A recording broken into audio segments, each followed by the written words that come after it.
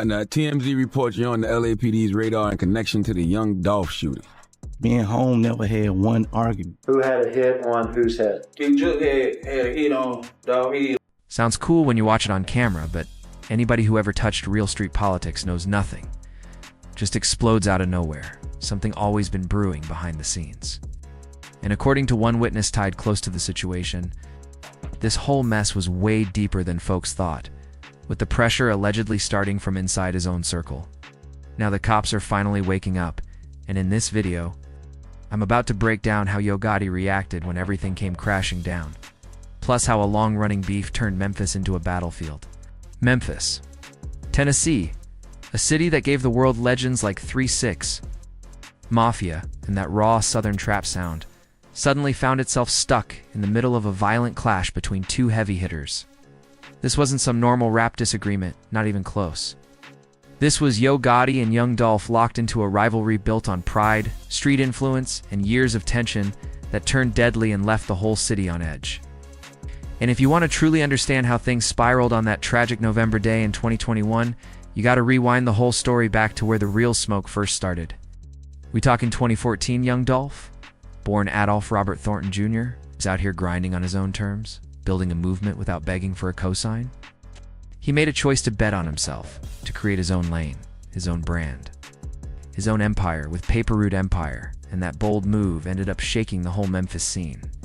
That one decision became the spark that set off one of the most dangerous beefs hip-hop ever saw. Yo Gotti, who was already established and respected in Memphis, saw Dolph rising fast and tried to bring him into the CMG camp. It's Ebro in the morning, Lord Styles and Rosenberg, and Young Dolph is in the building. Give it up for Young Dolph. Listen, Young Dolph, here's the thing. We clap for people, but your friends, they ain't clap. For most upcoming rappers trying to escape the struggle, that type of offer from a Memphis veteran would have been a golden ticket, a chance to get on radio, get bigger shows, and level up overnight. But Dolph wasn't built like the regular industry hopefuls, and he didn't fold to pressure. He had his own vision, his own blueprint, and he wasn't switching sides for any quick shortcut. When he told Gotti that he respected the offer but was sticking with his own bag and mission, something shifted immediately in the energy around Memphis. And according to interviews and public statements that surfaced later, that rejection didn't sit well with certain voices inside Gotti's circle. Is that true, false, overstated? It's really overstated.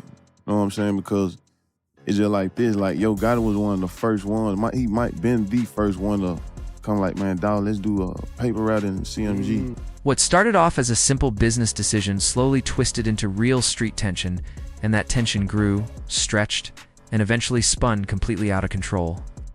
The city started choosing sides. Rumors were flying everywhere. Every move either rapper made felt louder and heavier than the last. This was no longer to artists disagreeing. It became a storyline soaked in pride, survival, competition, and the dangerous politics of who truly ran Memphis. So it's like a red alert the first time I met him. You feel like I you're can't gonna say respect about that. me. By February 2016, the tension in Memphis was so thick you could practically feel it in the air, and everybody knew it couldn't be ignored any longer. Young Dolph stepped out bold and dropped his debut album with a title designed to shake the whole city, King of Memphis.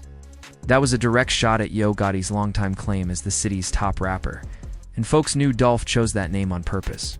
When the album still landed at number 49 on the Billboard 200, The first time I even met little dude, go in the studio. First time. He sent everybody out the studio. Like, let me holler at Dolph. Like, man, you got your own everything. Where you popping. Like, but you got the money, you got your team, you got this, you got that. You're like, bro, I'm telling you, we can do this, we can do that. You ain't like Zilla. I ain't gotta hold your hand like Zilla. You ain't like Starlito. I ain't gotta hold your hand like Starlito. I ain't gotta babysit you like them. It's my first time meeting you. You gonna really sit and downplay your artist and throw your artist up on the bus to try to persuade me in to come over there? it showed the whole industry that Dolph didn't need CMG's machine to stand tall in these streets. But from Dolph's own perspective, this wasn't just business deals or music competition. He felt like this situation ran deep into personal loyalty, street code, and how people handle others behind closed doors. And later on, an interview he did became a major key to understanding why Dolph said he would never align himself with Gotti, no matter how big the offer was. When Dolph explained the moment he realized he couldn't trust the situation, things finally made sense to everybody watching from the outside. Yo Gotti was texting my phone for 2 years straight. What you doing, bro? What you working on, bro? Let's do this. You know what I'm saying? Like, let's do that. Like, it's cool. He made it clear that, in his eyes, that right there, that's some snake shit, because he saw how Gotti talked down about Zilla and Alito just to impress him. Dolph felt like Gotti was willing to downplay his own artists just to sign someone new. And that told Dolph everything he needed to know about the type of loyalty he'd be stepping into. That moment showed him exactly what kind of business he'd be tied to, and he was into rocking with it. That's when Dolph drew his line and refused to switch sides, no matter the money or status involved. From 2016 deep into 2017, this beef jumped from low-key sneak dissing to full-blown hostility, and things got dark fast. Black Youngsta, one of CMG's most aggressive artists, started dropping straight-up diss tracks at Dolph, while filming videos in Dolph as part of South Memphis, with his people holding straps out in the open. The message wasn't hidden. It was loud, public, and aimed right at Dolph's pride. And TMZ reports you're on the LAPD's radar in connection to the Young Dolph shooting. Me and home never had one argument. You know what I'm saying? Ever in life.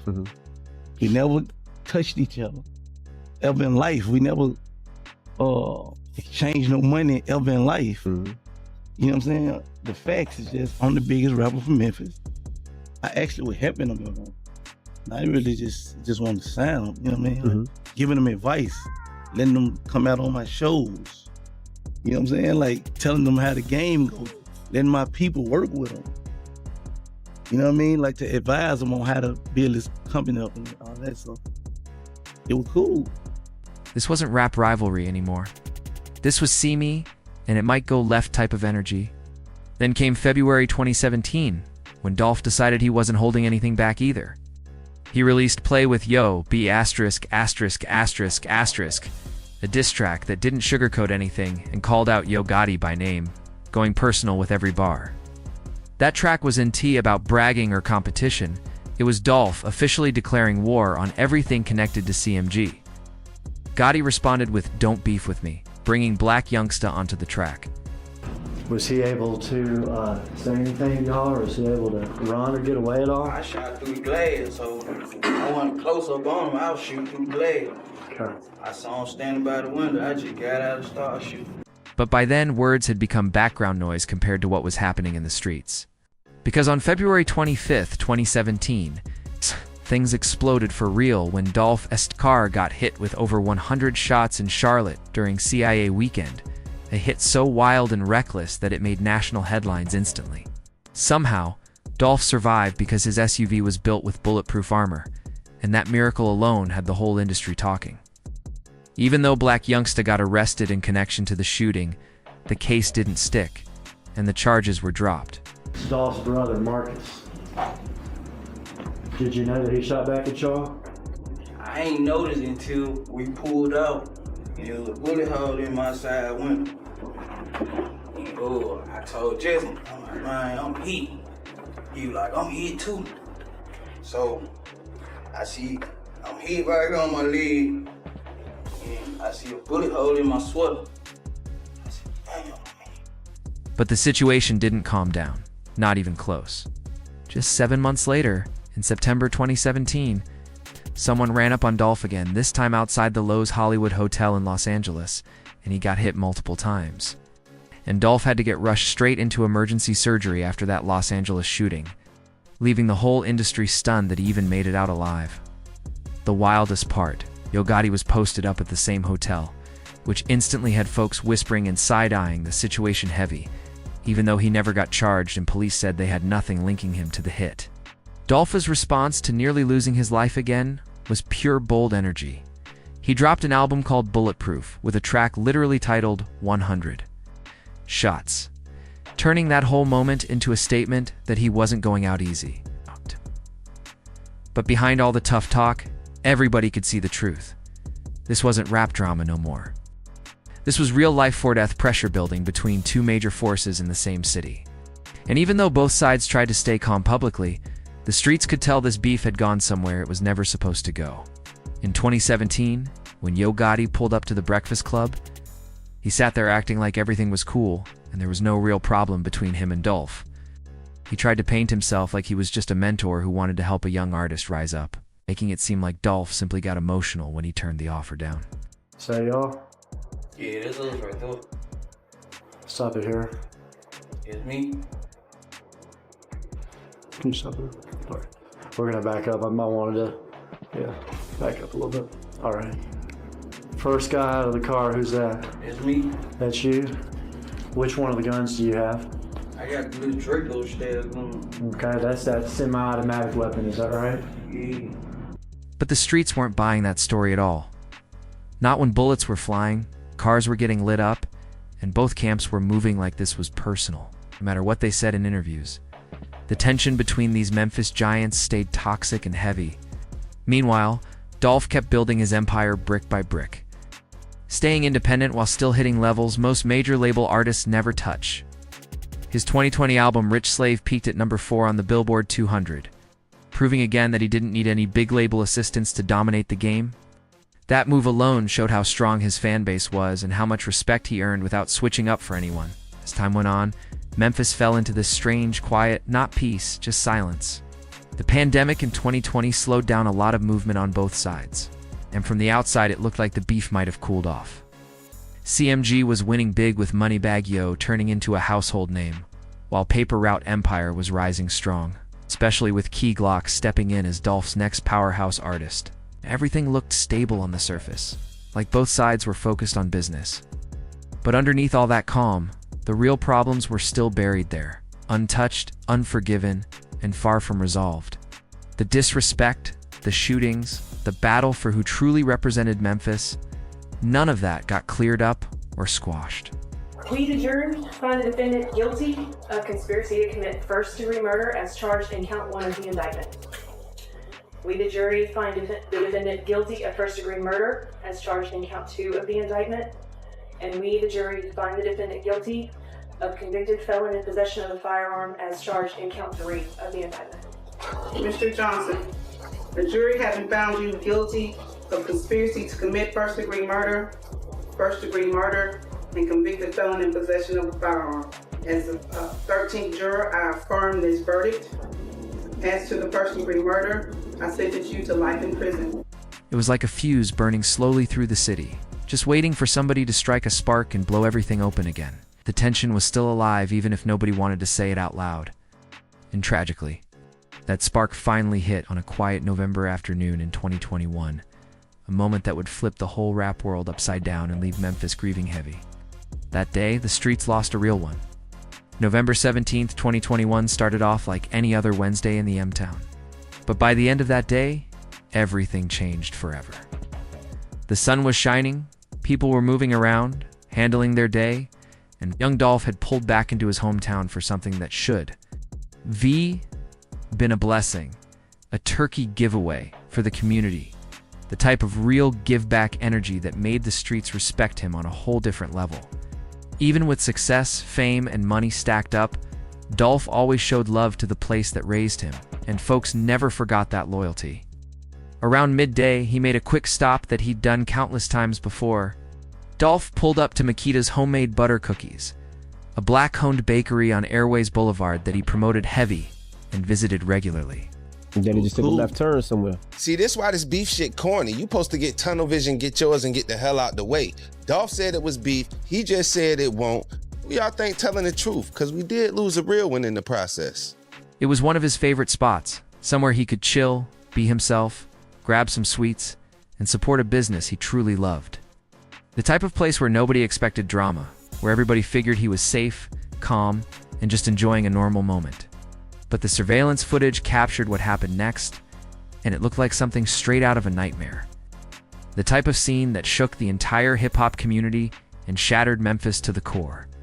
But when this shit break back over, I want 10% of what you make, nigga. I'm saving you in a crucial time, so don't think I'm trying to get over on you. Cause you don't want to get put out. That'll ruin your career. A white Mercedes-Benz rolled up to the front of the store. Two masked shooters hopped out with automatic weapons, and right there in broad daylight, in front of a business Dolph, always uplifted, they opened fire like they didn't have a single fear in the world. Later courtroom testimony gave an even colder picture of how those final moments went down. Cornelius Smith, one of the shooters who later flipped and became a state witness, laid out the details piece by piece, revealing how planned, how calculated, and how fast everything happened. The autopsy report only confirmed the brutality, listing out injuries that showed just how extreme the attack really was. Young Dolph was hit at least 22 times back, head, neck, chin, torso, arms. Nearly every part of his body took damage. The medical examiner documented 6 entrance wounds to his chest, 3 exit wounds across his torso, and multiple other injuries that made it clear the shooters came from different angles, firing rapid shots in what could only be described as a pure execution-style ambush. It was the type of hit that showed intent, precision, and no hesitation at all. But the surveillance footage also captured something else, something the streets still talk about because it showed real heart in the middle of tragedy. Young Dolph's brother, Marcus Thornton, was right there when the shots rang out. And instead of freezing or running, Marcus instantly started firing back, putting himself directly in the line of danger to defend his brother. That moment proved how much love and courage he carried, standing tall when everything was falling apart around him. Marcus managed to hit both shooters, including hitting Cornelius Smith in the arm and back, a wild detail that came out later during the investigation. But even with Marcus fighting back with everything he had, it still wasn't enough to save his brother, because the damage had already been done. Dolph passed away right there at the scene, his life ending at only 36 years old, leaving a void that the city felt instantly. The news spread through Memphis and the entire hip-hop world within minutes, hitting social media like a shockwave. Artists, fans, friends, and people who grew up on his music all posted tribute after tribute, expressing heartbreak and disbelief that someone who gave so much to his city was taken in such a cold way. Makita's cookies turned into a memorial overnight, flowers, candles, handwritten notes, posters, and messages covering the whole storefront like a shrine honoring a fallen icon. The bakery later had to close permanently because they couldn't keep operating in a place marked by such deep tragedy. And the community felt that loss heavy too. But even while Memphis mourned, the questions in the streets only grew louder. Who did this? Who ordered it? And why did it happen in such a bold way? Police moved fast, using cell phone records, witness statements, and hours of surveillance footage to start piecing together the truth behind the hit. They eventually identified the shooters as Justin Johnson, better known in the streets as Straight Drop, and Cornelius Smith, a name that kept popping up later for all the wrong reasons. Johnson was even trying to be a rapper himself, chasing clout while allegedly moving reckless behind the scenes. The white Mercedes they used to pull off the hit got traced back to a location tied to Hernandez Govan, who police claimed was the one pulling strings from the shadows. By January 2022, all 3, Johnson, Smith, and Govan, were sitting behind bars while detectives kept digging. The investigation started uncovering disturbing details, showing just how planned out and money-driven the whole thing might be been. But the most explosive accusations didn't come until the trial in September 2024, when prosecutors walked into the courtroom and dropped a bomb that had the entire city buzzing. They alleged that Anthony Big Juke Mims, Yo Gotti's own brother, and a major figure inside CMG, had put a $100,000 bounty on Young Dolph's head. That claim sent shockwaves because it connected years of tension to something far darker. According to Cornelius Smith's testimony, the shooters were supposed to get $40,000 each, while Hernandez Govan would get a $10,000 cut for coordinating everything. Prosecutors said the motive was tied to the long-running rivalry between CMG and Paper Route Empire, with Big Juke allegedly offering the hit as a way to secure Justin Johnson's position to sign with CMG. If any of this was real, it meant this murder wasn't random. It was the final chapter of a beef that started way back in 2014 over a record deal Dolph turned down. Smith's testimony painted the picture of something cold, patient, and calculated. He admitted they had been watching Dolph closely, studying his movements and waiting for the perfect time when he was unprotected and could be cornered. So when they saw Dolph pull up at Makita's that afternoon, Smith claimed they realized that was their moment, and went for it without hesitation. That detail alone chilled the courtroom because it showed how long the plot had been brewing. Justin Johnson was found guilty of first-degree murder in September 2024, and he was sentenced to life in prison with no chance of parole, a decision that came after prosecutors laid out every detail of the planning and aftermath in front of the jury. Cell tower data placed Johnson near the scene before and after the murder, shutting down any attempt at an alibi.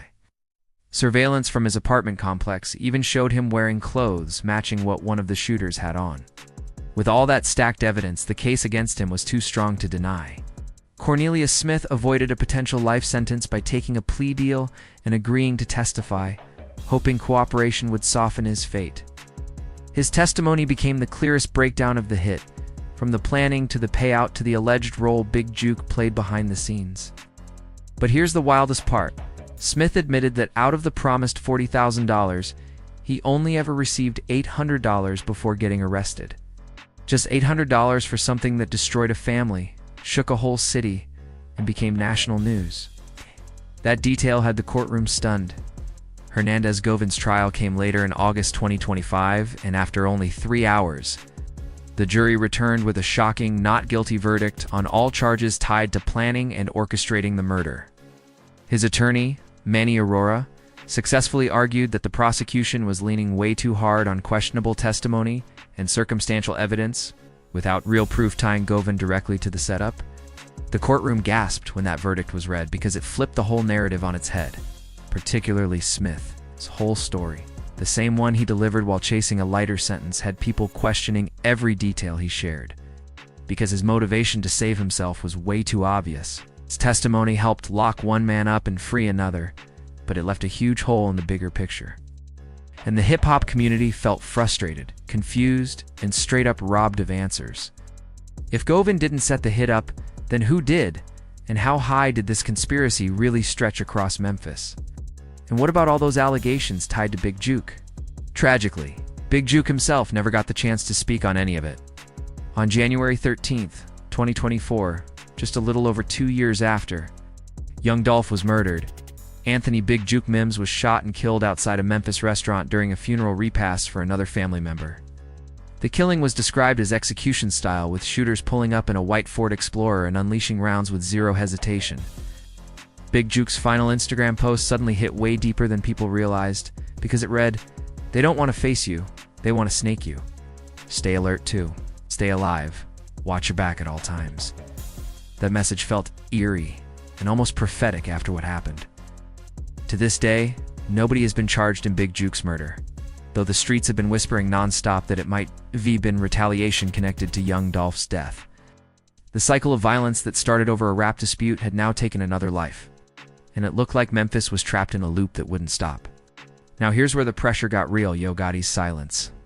After Young Dolph was murdered, and after all the courtroom talk about Big Juke's alleged involvement, Yo Gotti was suddenly sitting in one of the most uncomfortable positions of his career.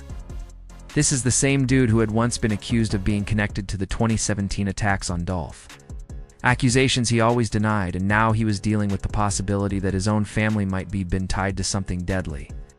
And yet Yo Gotti's response to everything has been defined by one thing: not saying a word. No public statement about Dolph's death. No acknowledgement of the allegations against Big Juke. No response to the swirling speculation. When reporters tried to get a statement from CMG during the trial, the label declined to comment. Yo Gotti himself has kept his social media clean and quiet. No posts, no explanations, nothing addressing the situation that shook the whole city. The same man who once defended himself loudly against any accusation related to Dolph suddenly turned into a ghost when the allegations touched someone in his own circle.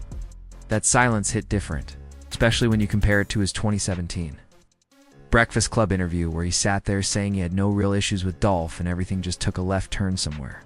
But Yo Gotti wasn't the only one whose reaction, or lack of one, sparked conversation in the streets.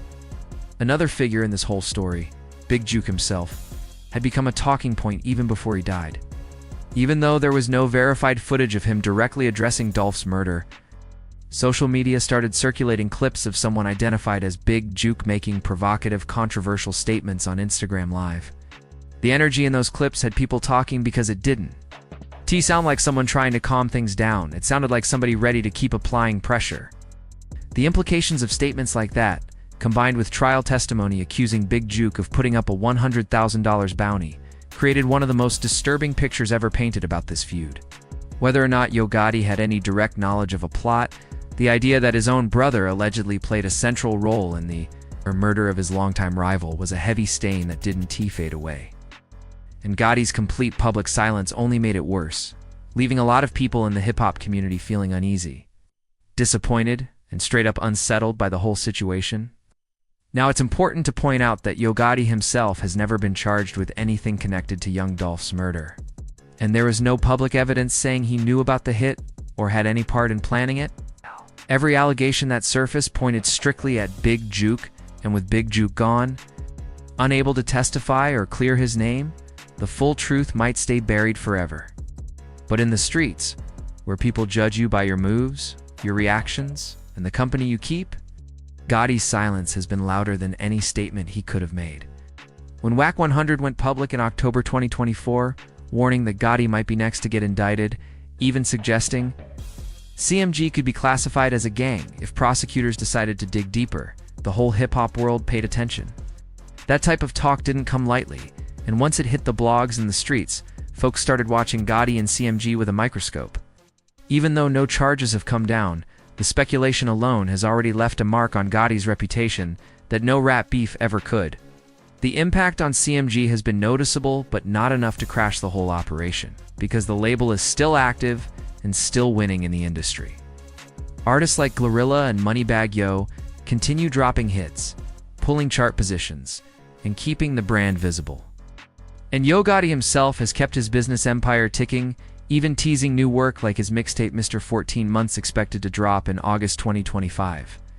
But still, nobody can deny that everything CMG does now carries the shadow of Young Dolph's murder hanging over it, affecting how the public views the label and everyone tied to it. And the tragedy didn't stop with Dolph's death, or even Big Juke's assassination.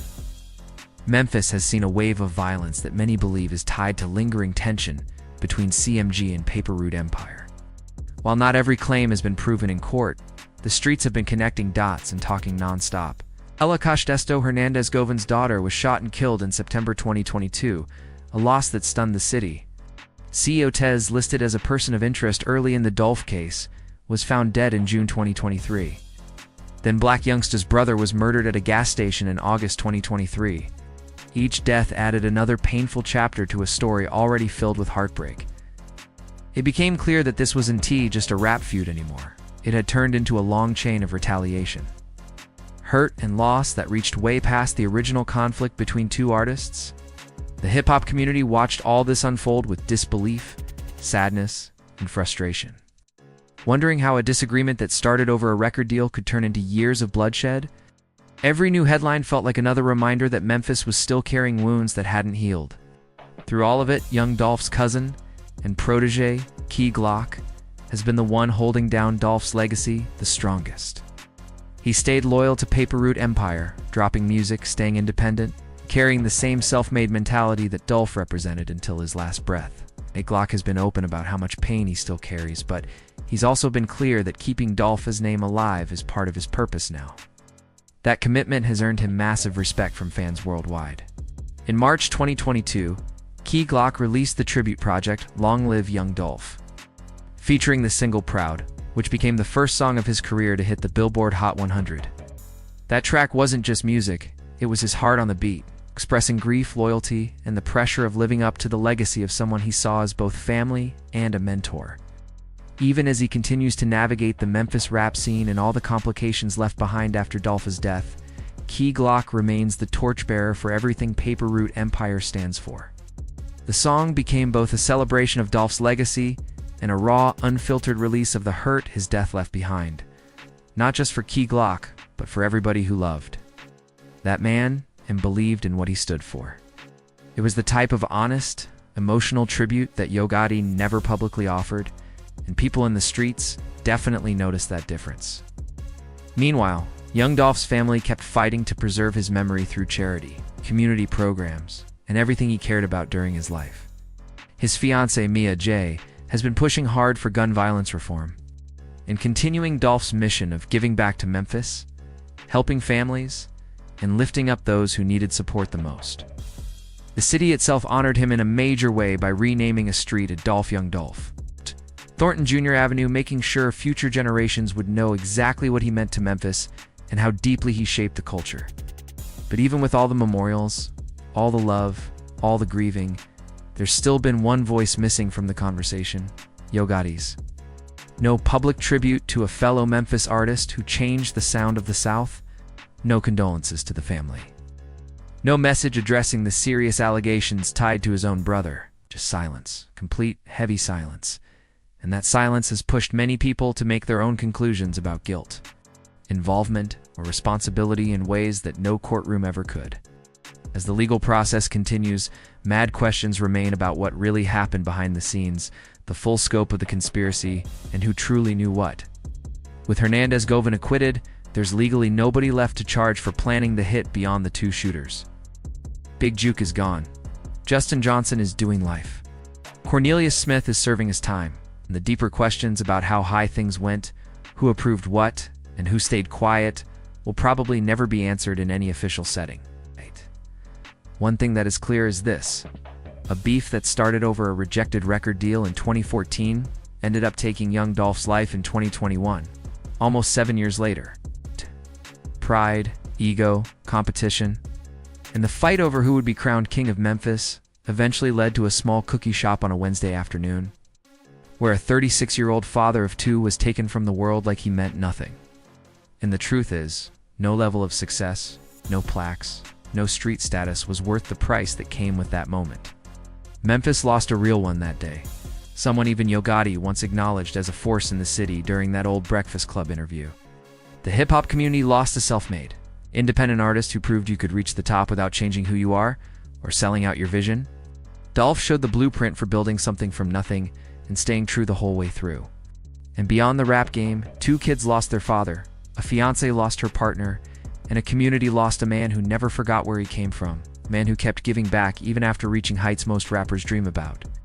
The void he left behind is one Memphis still feels every single day, and no amount of awards or fame will ever replace what was taken from them. As for Yo Gotti, he continues running his empire, dropping new music, stacking business moves, and pushing CMG forward like nothing ever happened. But no matter how far he tries to move, his legacy will always sit right next to Young Dolph's name, whether he wants it there or not. His silence, especially with everything tied to his brother's alleged involvement, has become its own kind of statement, and the streets haven't forgotten that at all. In fact, they hear that silence louder than anything he could ever say on a track.